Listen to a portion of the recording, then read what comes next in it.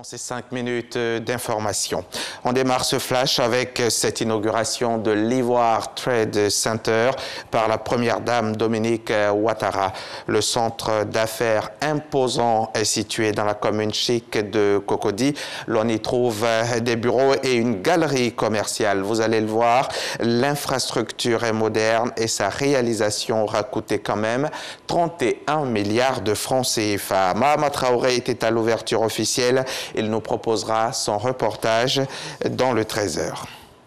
Architecture institutionnelle de la Troisième République. Ce n'est pas un autre bâtiment, mais plutôt le titre d'un manuel, un ouvrage sur les institutions de la République de Côte d'Ivoire. Sa particularité, c'est qu'il est gratuit et surtout accessible à tous. C'est le ministre en charge des relations avec les institutions de la République qui l'a présenté officiellement hier en présence de plusieurs membres du gouvernement et de représentants de la société civile. Le témoignage de Laure Goretti à suivre également dans le 13h.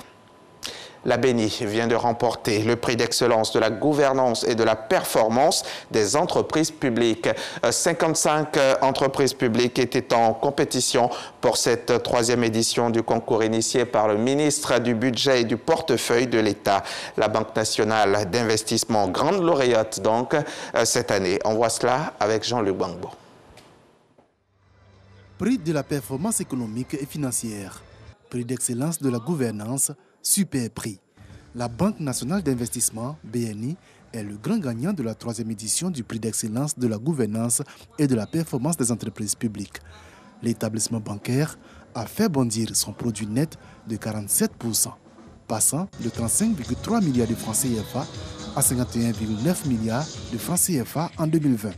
Un résultat obtenu dans un environnement difficile marqué par la pandémie de Covid-19. De quoi réveiller la fierté de son premier responsable.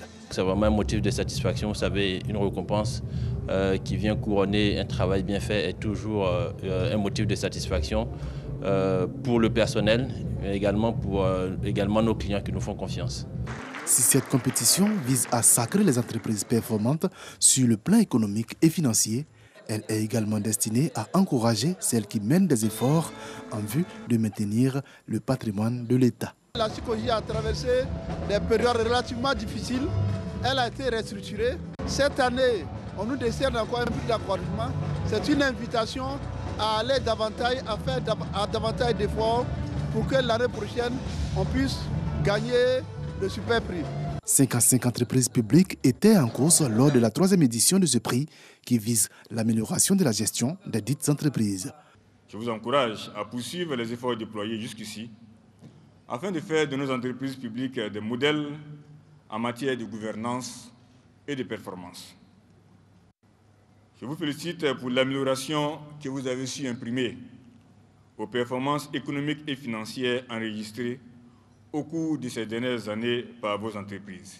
Les autres gagnants de la soirée sont Versus Bank, qui a reçu le prix de l'efficacité du conseil d'administration, catégorie dans laquelle s'est illustré également l'ONEP, l'Office national de l'eau potable. Le Bénet et la LONASI ont obtenu respectivement les 2e et 3e prix de la performance économique et financière. Le ministre Moussa Sanogo, lui, a reçu le prix spécial du leadership pour ses politiques en faveur de la promotion des entreprises publiques.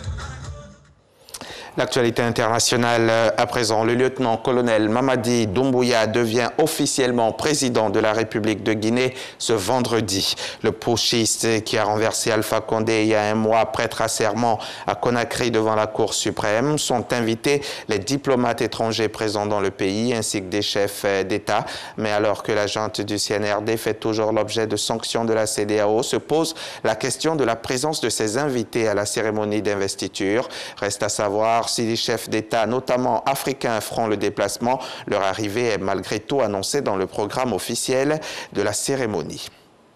Le président français a qualifié de hier donc de honte les accusations d'abandon du Mali par la France proférées par le Premier ministre malien de transition Choguel Maïga à la tribune de l'ONU. Emmanuel Macron s'est dit choqué par ces propos. Il est remonté, très remonté, n'a pas mâché ses mots et a affirmé qu'il n'attendait rien du gouvernement malien avant d'ajouter qu'il devait tout simplement, purement et simplement donc respecter ses engagements, c'est-à-dire organiser des élections en février et arrêter de mettre en prison les dirigeants politiques. L'Éthiopie va expulser 7 responsables de l'ONU. C'est ce qu'a déclaré hier jeudi le ministère des Affaires étrangères à Addis Abeba.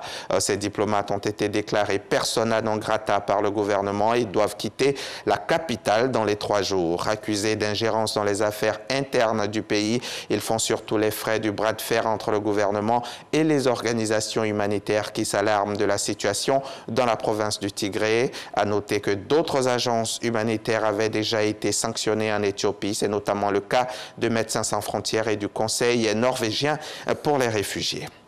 On va refermer ce flash par les États-Unis. Le pays échappe au shutdown. Il n'y aura pas de fermeture du gouvernement fédéral américain ce vendredi dans une journée sous tension consacrée au plan d'investissement du président Biden. Les membres du Congrès ont fini par trouver une solution pour financer l'État pour les 2 prochains mois.